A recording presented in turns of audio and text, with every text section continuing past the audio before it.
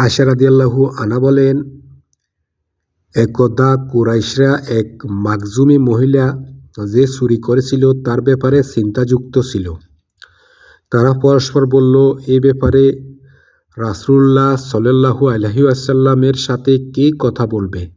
বলা হলো, Osama bin Zayed ব্যতীত আর কে সাহস করবে? তারপর ওসামা রাদিয়াল্লাহু আনহু এ ব্যাপারে কথা বললেন। তখন তিনি বললেন, তুমি কি আল্লাহর একটি বিধানের দণ্ডবিধির ব্যাপারে সুপারিশ করছো?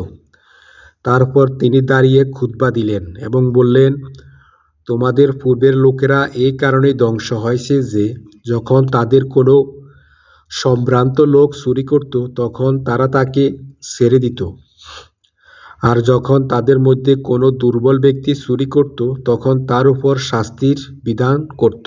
আল্লাহর শপথ, যদি মুহাম্মদের মেয়ে ফাতিমাও চুরি করত তাহলে আমি তার হাত কেটে দিতাম।